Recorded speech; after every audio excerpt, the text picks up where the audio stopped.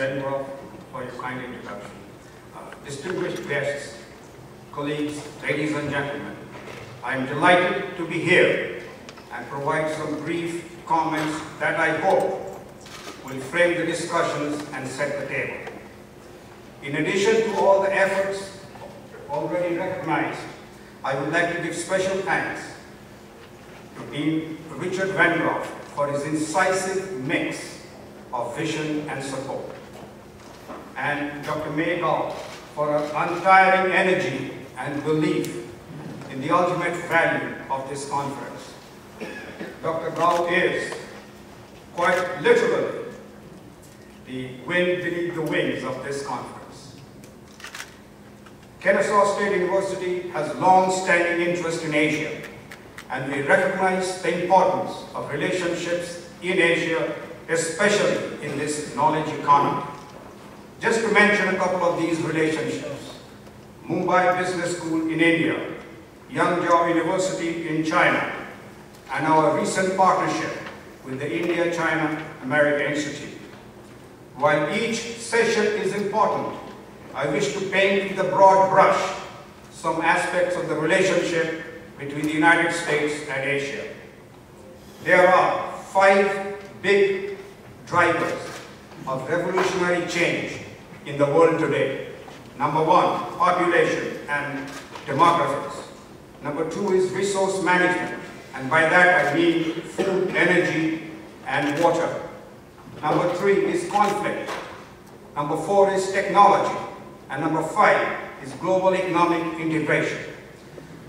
There is a fundamental shift occurring in the world economy.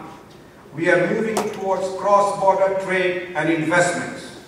Distance is shrinking due to technology, and cultures are starting to look similar.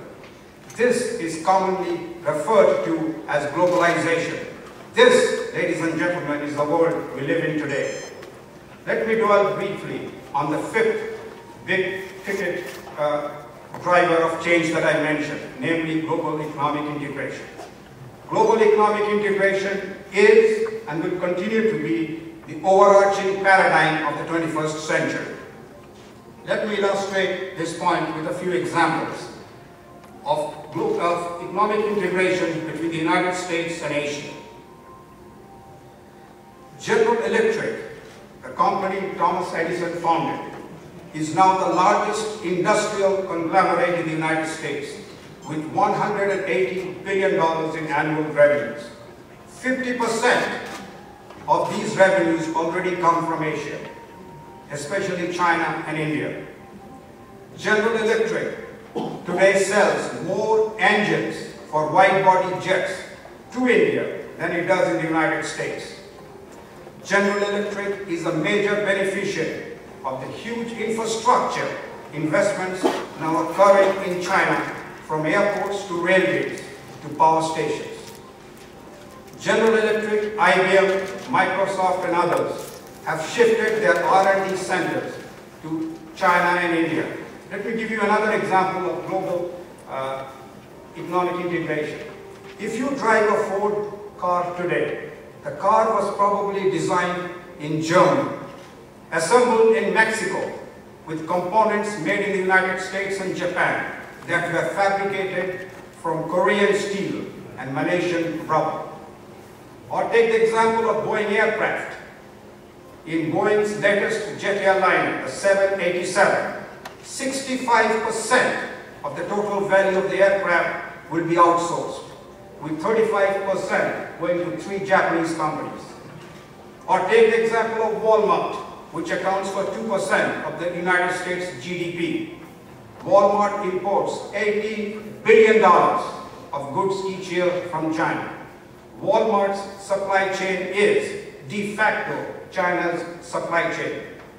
In 2009, China became the world's largest automobile producer and also the world's largest consumer of cars.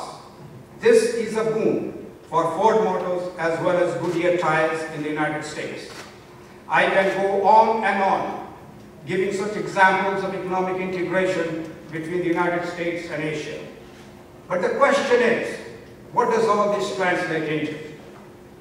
First, it means businesses now have more opportunities. Firms can expand their revenues by selling in Asia, where hundreds of millions of Chinese and Indians now have discretionary incomes to spend on US consumer goods. Let me illustrate my point. According to J.D. Power, last year, Chinese and Indians bought 20 million new passenger vehicles, or 70% more than Americans did. Today, there are over 400 mutual funds with China in their name. In 2009, Chinese firms invested $57 billion abroad, while the Indian IT giant Tata Consultancy alone employed 30,000 non-Indians. 40% of electronic components and 20% of semiconductors of the world are made in just one country, Japan. Secondly, businesses face increasing competition from outsourcing of manufacturing and service jobs. Thirdly, sometimes the same US firms confront each other in different nations of Asia. The two examples that come to mind are Coca-Cola and Pepsi, Caterpillar and Komatsu. Fourth, it is important to remember that significant differences exist among national markets across Asia, including in consumer tastes and preferences, legal regulations, distribution channels, and culturally embedded business systems. So, you have to customize marketing strategies, product features, and operating practices.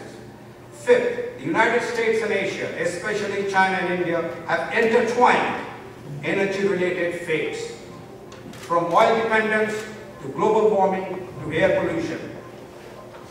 It is only apt that I share the narrative of the conundrum that is China. Today, China is the world's largest exporter, the world's second largest importer, has the world's largest trade and current account surpluses, has the world's biggest flow of savings, and is the fourth largest filer of patents. We'll talk about R&D in the moderation section. Yet, it is considered, quote-unquote, a developing country.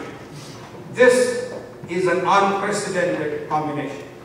Ladies and gentlemen, I would argue that the most important relationship in the 21st century is likely to be one between the United States and China. Let me quote Dr. Larry Summers of Harvard University.